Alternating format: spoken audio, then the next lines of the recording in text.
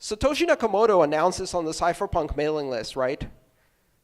Do you think everyone went, oh, that's it.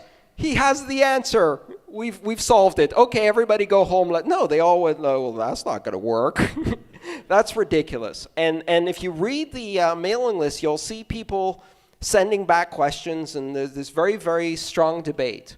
But the overall sentiment was, yeah, I don't really think that's going to work. I did an interview with Adam Back, who was one of the people on that mailing list at the time, who's now big into this community. And he said, you know, I was invited in 2009 by Satoshi to mine on his new test network. And I didn't think it was going to work. So I didn't. And I waited. And I only got into Bitcoin when it hit 100 last year. Right? Yeah. And so what this goes to show is that it's never obvious. We make it look obvious in retrospect. And then history is going to be rewritten. And we're going to say, you know, it's going to be summarized. So in 2009, Satoshi Nakamoto invented Bitcoin to the great acclaim of all cryptographers and economists. Shortly thereafter, meaning 6-7 years, JP Morgan Chase converted their entire network to Bitcoin, and the world has never been the same. The end. And that's how it's going to be written. Just like the history of the internet. You think AT&T was like, we're going to be the biggest ISP ever. No, they were like, hey, this modem thing, it's really screwing with our long-distance revenue. Can we ban modems? That's exactly what they did. And in Greece, they did ban modems. They put equipment on the network to shut down modem connections over long-distance lines. Because they said, we will not allow the internet. And they tried to ban the internet in Parliament. You know, there was all of these discussions as to whether this should be allowed or whether it should be put under the purview of the national telecom. You know, phone companies fought this tooth and nail. I mean, to some extent, I wonder if the reason we have so many of the innovations we have right now is that they're taking on a pace that's essentially outsmarting the regulators, and this has been going on now for almost 20 years. You know, things are moving too fast for the bureaucrats and the politicians to think quickly enough to outsmart them. I almost wonder sometimes if this is essentially what happened with Bitcoin. I mean, it's been something of a surprise to me that there hasn't been more of a hysterical anti-Bitcoin propaganda coming from central banks than there has been. I mean, generally, there's been a kind of a tolerance, like, well, this is an interesting innovation, we'll have to keep an eye on it, you know, that sort of thing. And I wonder to some extent if sort of the regulatory space of the world, the regulatory sector of life, is by now getting a little bit afraid and a little bit humbled even to the point that something like Bitcoin actually seems like, you know, by the time they're actually able to regulate it, it's already a done deal. I mean, at least I'm detecting an element of humility in operation. Do you agree with that, to some extent? I think they're bewildered by the entire thing. At a very basic level, the idea of a decentralized system that can also be trusted is just so new and so counterintuitive that most people can't even put those two ideas in their head at the same time. Every single system we have had for decision making for millennia has been based on centralization, hierarchy, concentration of power, central authority. Yeah, give the orders and then the thing happens. Right. The word trust is almost instinctively associated with authority, and that's almost instinctively associated with some kind of central institution, organization, etc. And everything else derives from that. So you put trust in the central authority, and then you put oversight over the central authority so they don't abuse that trust, and then you create regulations about how they can use that trust. And you say, well, what if we do away with the central authority and we just trust a decentralized system? That doesn't make any sense to most people. They can't even get that in their head. And so the regulators are really confused about this. They're like, well, can we ban it? Not really. Can we block it on the network? Well, not really. Will this change central banking? Yeah. Forever. I've been invited to advise with financial institutions from time to time, and the advice is really, really simple. There are two paths you can take here. You can ignore, fight, disrupt, despair, argue, regulate, and Bitcoin will fundamentally change your business in 10 years. You can co-opt, cajole, embrace, extend, work with, and Bitcoin will fundamentally change your business in 10 years. The outcome is completely outside of your control. And it might not be called Bitcoin. It will be some kind of blockchain peer-to-peer money. Peer-to-peer money is here. You can pretend it isn't. You can cry about it. But it's here, and it's going to happen. It's already happened. And these discussions are going on all the time. I mean, they often are not in the news. The people who are working on these things are under strict agreements to not talk about them, but you still hear talk about them, from friends and things, these sort of things, at the very highest levels, in the corporate world and in banking, all over the place. Everybody's talking about the subject, the blockchain and Bitcoin. And the deals are being made every day to get out in front of it. Everybody knows that this is the future. It's very interesting to me because I'm by no means an expert on this, but I get phone calls from people that are very high up in the investment banking world to ask me about Bitcoin. So I'll give a 30, 45 minute talk to them, and then they'll get off the phone and go talk to the board of directors, or get invited by other major banks or corporations to go give talks on Bitcoins and on the blockchain. And I think this is actually a highly dangerous situation, actually, where I'm advising people who are advising. This alarms me. Notice they're not hiring me to do these talks. It's just always somebody else. But yeah, so there's no question this is going on, and it's alarming. People at all levels. The other interesting thing that coincides with the invention of blockchain and Bitcoin is the disabling of the traditional mechanisms that made central banking more or less seem to work. That's been a very interesting thing to watch. Almost nothing that who's that guy, Bernanke, wanted to accomplish, he was actually able to accomplish. It's interesting how much their power has kind of slipped. They still have the ability to do what you said, like pump trillions of dollars in. But as to guiding where it goes, they don't control the velocity of money. And they don't even control so much like where the money lands. They tried to manufacture an inflation, after 2008. They wanted to, like a major, massive inflation. But they had a real problem dealing with the problem of deleveraging and a problem dealing with the gigantic decline in velocity of money. And so long as that's happening, they can't actually put the hot money on the street the way they wanted. So it's been a very great source of frustration for the Fed. They more and more pretend like they're in control and sort of strut around, as big shots and everything. But it's not clear to what extent they're able to even control their own system that they manage. Nobody even knows what the money supply is anymore. It's anybody's guess, Every few months, the Federal Reserve comes out with a new money supply measure. And depending on how you measure it, you can get different kind of results. So the system really has lost control. You also have a very interesting political movement I'm curious to what extent this actually matters. I think it must matter to some extent. But for the first time since the creation of the Federal Reserve, you actually have an active anti-Fed political movement in this country.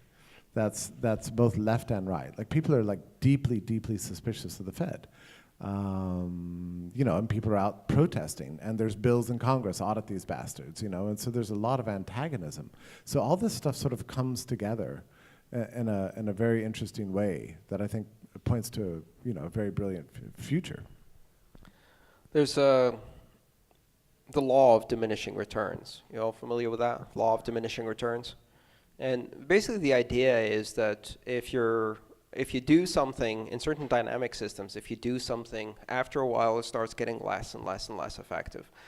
What the Fed is facing right now, and what few people have actually realized is happening, but if you look at the statistics, if you look at the charts, they put $1 trillion into the economy in 2009, and it boosted the stock market, and then they put $1 trillion in 2010, and it boosted the stock market a bit less, and then did it again in 2011, less and less and less and less and less. And all of this money starts chasing assets that have no productivity, so it starts inflating bubbles. So first, we saw it with auto loans. You can now get a zero money down, no credit check, no questions asked auto loan. If that's not familiar to you, you should be scared. I mean, that was countrywide, and that's how AIG blew up. That's the exact same business model. They're doing it with student loans, commodities. The stocks are at all-time highs while the economy is dead. All of these are bad signs. And so you keep juicing the patient like that. And it's almost like our economy has now become a full-blown cocaine addict, right? So they took some cocaine in 2009 to juice the economy, and that hit was great. It was so much fun. It's like, wow. And then in 2010, it was like, okay, it was kind of fun, but then had a bit of a hangover. And now we're in 2014, and now it just needs that dose just to get up in the morning, right? And we're about to cut it off. That's the law of diminishing returns in addiction. The economy has become addicted, and here's the problem. The economy is dead with 0% interest. That has never happened before. The economy is dead in its tracks with a federal rate of 0%. And if, through the tapering of the stimulus, we go back to a state of equilibrium where you have to generate 2% returns just to beat inflation, there are no 2% return assets out there.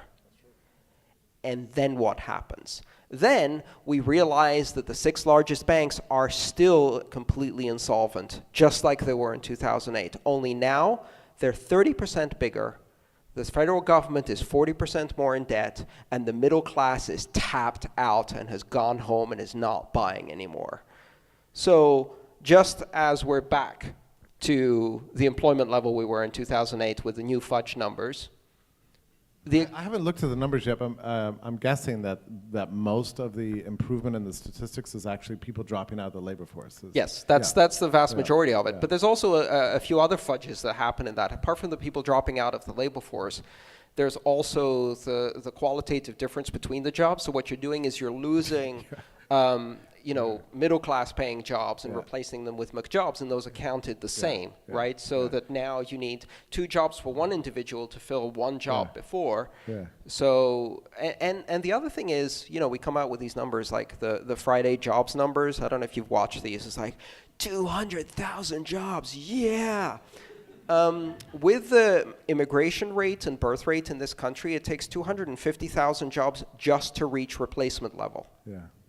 That's just to fill the expanding job market, meaning that people who need jobs are increasing at a faster rate than jobs. And that's not counting how many people got fired that month. Right. So, all of these numbers are really fudged, and you can ask anybody who's trying to, just ask a college student, really. Well, that's all you need to do. Ask a college student. Yeah, I mean, it's the young people who are suffering the most from this. It's that 16 to 25 year old group. So theoretically, the unemployment rate is currently 5.9%. I'm guessing that in the age range 18 to 30, the unemployment rate is closer to 15 to 20%, and could be a lot worse. And what that does is it basically takes an entire generation of children and makes them dependent on their parents, which then completely destroys their parents' spending capacity because they have to stay home and be supported, right? And then they postpone buying cars, they postpone getting married, they postpone starting families, they postpone living. And now that's been going on for 6 years. That has a really big follow-on effect, which is going to be generational. And we've seen that before. It happened in Japan. It happened in Japan in the 90s when an entire generation of people basically found themselves with no future. One thing that's actually strikes me as slightly brilliant about this trend, if you're going to look for a silver lining in it, most of the young people I know in that age group no longer believe in the system, and they're looking for alternatives, and they're digging around and scraping around to figure out ways of surviving and thriving outside the existing structures. I'm seeing a kind of a rise of a rebelliousness there, a sort of less and less respect for for this disrespectable system. And I think there's a certain advantage to that. I mean, there's an element of tragedy to it, but it is, look, I remember talking to somebody who left Poland like right before the whole system collapsed, the socialist system. And she told me, she said, right at the end, and then she got out right at the end of this, she said, everyone in Poland understood that if you're going to have a good life, you could not comply anymore. Essentially, you had to live a life of non-compliance. Anybody who was in charge was a liar. Anybody who was doing anything legal was probably looting you. There was a mass disrespect for that sort of veneer of the official structure of life. And at the very end point of that, the whole system just imploded. And but I think we're beginning to see that among the young generation today. Do we have some more minutes left? Do you want to take some questions, Andreas? Yeah, I'd love to take some questions to the audience. Just Yeah. chat about a few different things. Yeah, let's line up next to the microphone. That would be great. Thank you.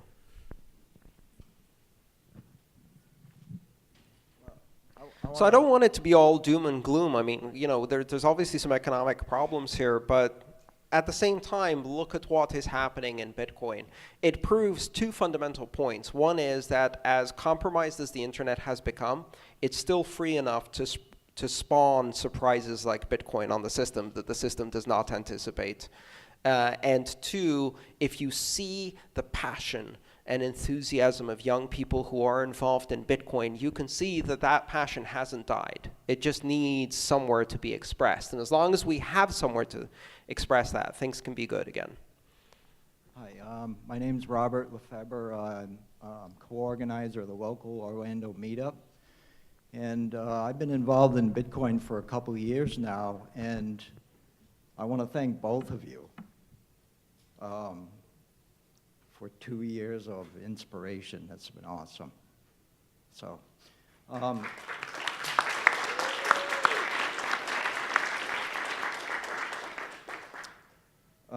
I got this green piece of paper. I think you probably can make it out. It has a number 10 up on it. Mm-hmm.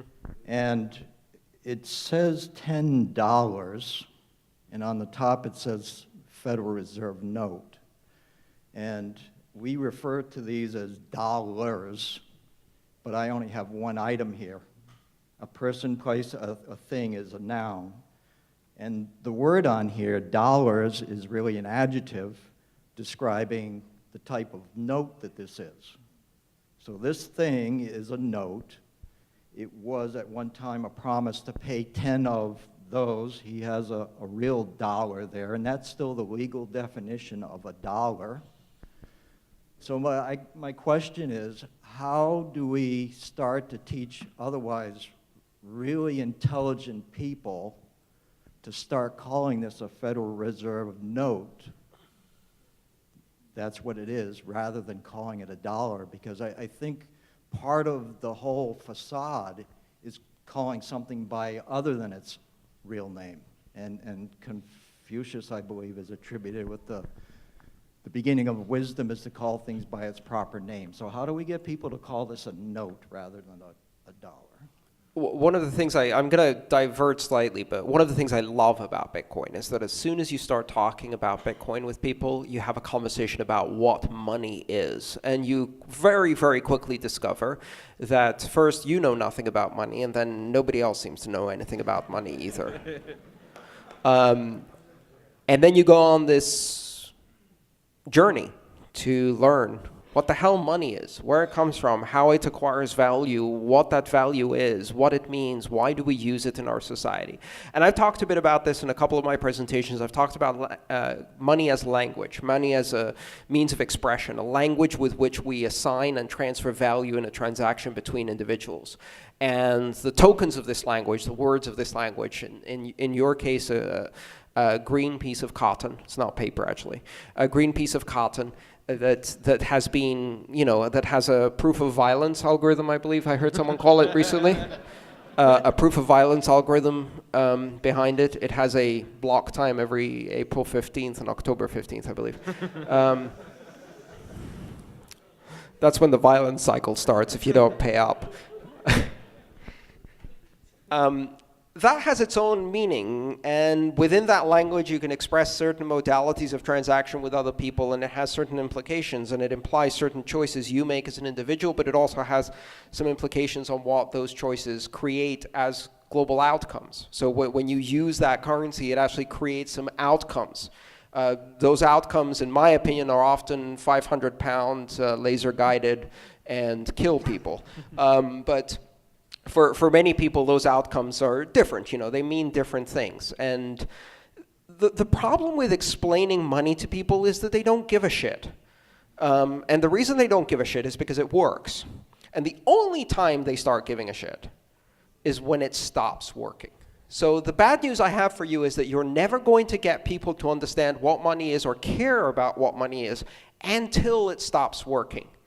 You want to have a vibrant conversation about the meaning of currency and inflation? Visit Argentina. You will find many, many people who are very well informed.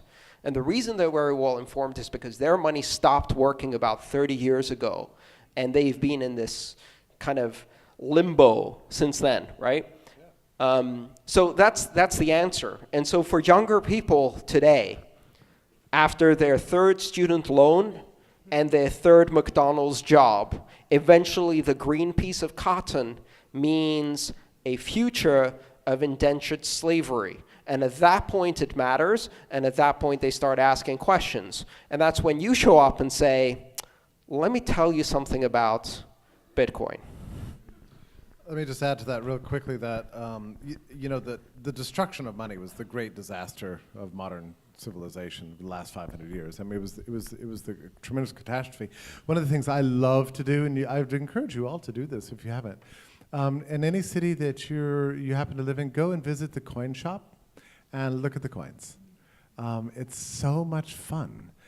You get a glimpse of what it's like to actually to have money that's real property, that's independent of the government.